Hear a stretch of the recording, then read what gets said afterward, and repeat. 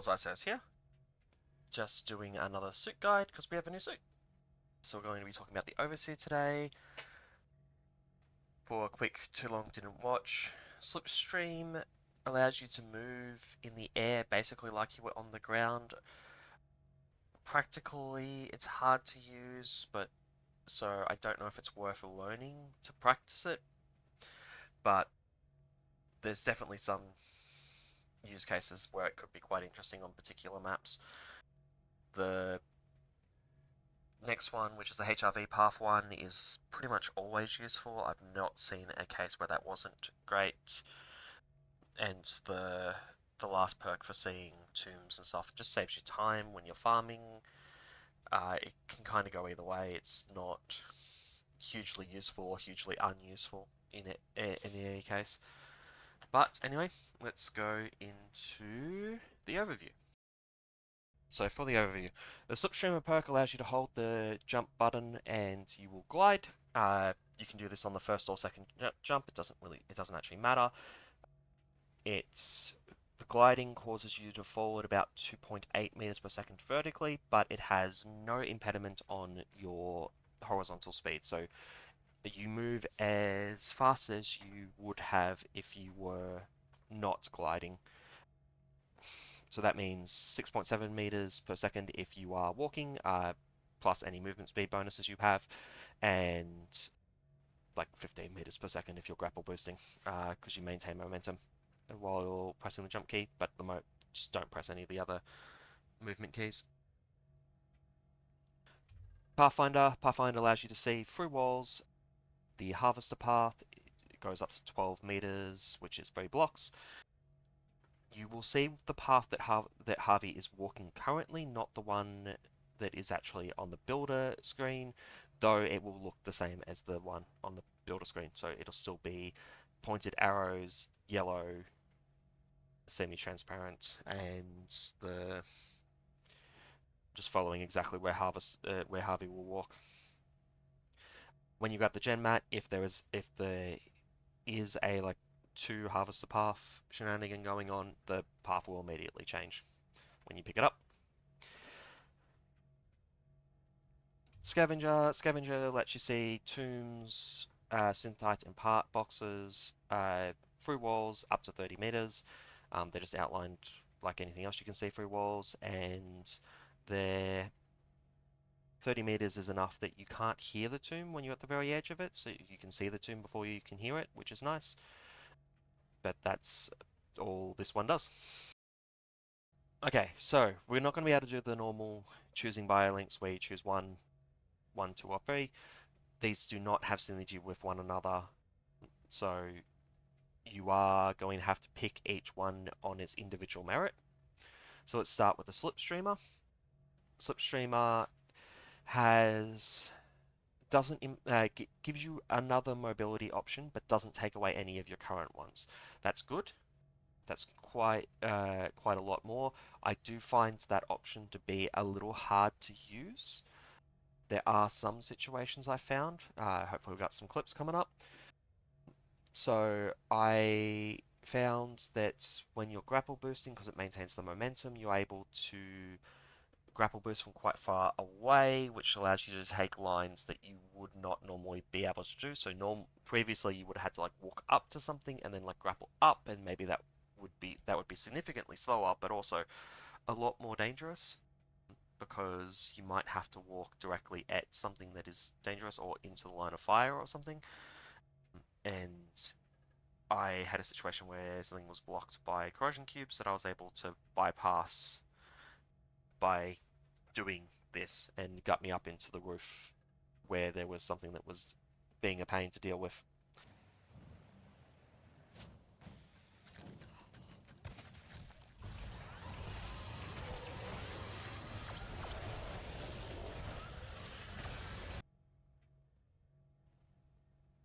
The Another option that you could do is you could jump into like the middle of an open room and kind of like float there and then reorientate yourself, which I've done quite effectively into a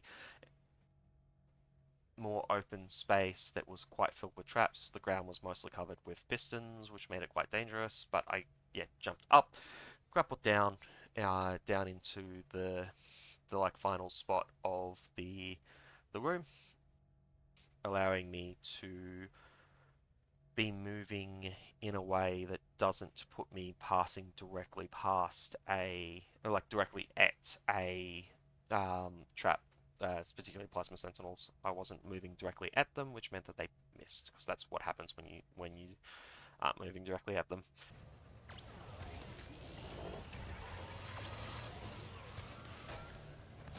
There's also some shenanigans where you can like glide down holes to that have like the Forsaken Tomb at the bottom, so you can more safely go down that. But you could do the same with a grappling hook. Honestly, it's not that hard. It's just that the people kind of bet on the impatience of others, and yeah, I am too impatient for that, so I will normally just jump down them. The problem is, like, I've played quite a few maps with Slipstreamer now, and I've only found a couple situations where I could actually make good use of it, which is why I actually don't generally recommend it. It could be that if you got more practice with it, because you do have to learn Slipstreamer, it is not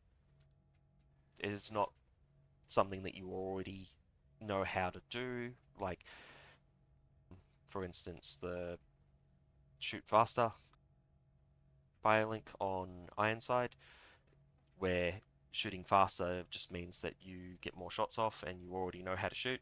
This is a whole other form of movement. It could be quite useful, and I might be undervaluing it, but it's going to be something that you'll have to learn to use, and that means that it's not immediately as useful as other biolinks could be. For Pathfinder, I feel like is immediately useful. It's harder to, on paper, I could see why people can write it off a little bit, but the fact that you can see it through walls, and 12 meters not like a huge distance, but it's far enough that it comes up a lot. The big things with Pathfinder is it lets you know, have better ideas what, like, say, corrosion cubes in the roof are about. Like, if you're about to turn back on yourself, you know that a corrosion cube that's like on the roof or on the wall is probably a a skip that they wanted to not block off. So if there's like a corrosion cube on the wall and you're about to back on to yourself, you know you can grapple through it because you can see where the harvester path is. Um, and that might actually allow you to completely skip a bolt shot or something, a hunter bolt shot that was going to go through that corrosion cube. And that's like the worst case scenario. That's like the worst case for Pathfinder, is that you're in a situation where it's fairly linear and you don't have more obvious uses for it, and they'll still come up, which is great. Like, I want my Biolink to be doing something as much as possible, and it does something as much as possible. And that's besides the like time saving things that can happen where you know which door to check. A common way to get someone to force someone to deal with a kill box is to just put multiple paths on it so that you can't just immediately know where you're supposed to go. This lets you skip still. You can see exactly where you need to go, and then you just need to work out how you get through it. That's obviously amazing against mazes. Like, they'll try and deal with Harvey so that so that you can't just follow him. And yeah,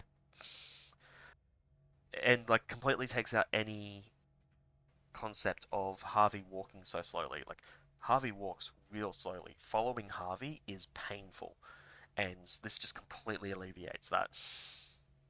It's Very strong, very good. This is the perk that I would expect to. This is the Biolink that I would expect to see in builds going forward.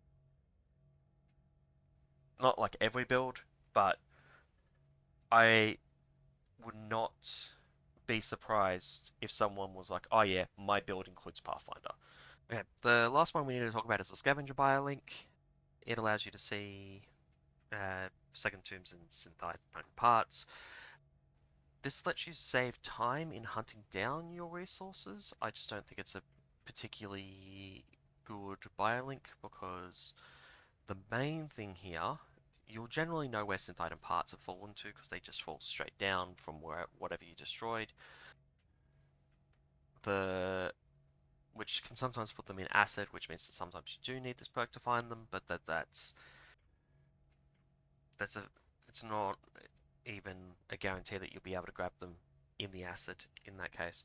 But the Forsaken Tombs is the main thing, which means that you can save however long it would normally take you to find the tombs. You can say cut some of the time from that down. I know that me finding tombs when they're not marked is not always super fast because just trying to find where the sound is playing can be quite difficult sometimes, and this gives you a little bit more range on that. I even found one that was really difficult to find on a map yesterday. There was like a whole actual cavern that was hidden away. But the highlighting them, you'll save a couple minutes, a couple minutes per map. The problem is with Scavenger is that a couple minutes per map is only like one, maybe two deaths. So because it's not helping you survive any better, you can only really make good use out of it if you are A, speedrunning for resources, and B, doing it in such a way that you already know that you can survive without needing that third biolink. So this is literally the third biolink when you're speedrunning for resources, and you completely safe because you're playing at a low difficulty. So, or you can outskill anything in the difficulty that you're playing in. It's the only situation that I really feel that Scavenger is useful, and that is a little bit unfortunate, but it's not the end of the world. It has a use. I just think that the other two are probably better in general. There is this like one situation where Scavenger can really be used, and I wouldn't really use it outside of that one situation. Saving a couple minutes, saving like a minute or two when a single death could cost you 10 because you're playing very slowly with dual gun. You're gonna want something else that that potentially uh, saves you that death rather than the this thing that'll save you time finding the tombs. Anyway, that's it for choosing biolinks. Which means that that's it for the Overseer Guide. Hopefully this has been helpful, and I will see you next time.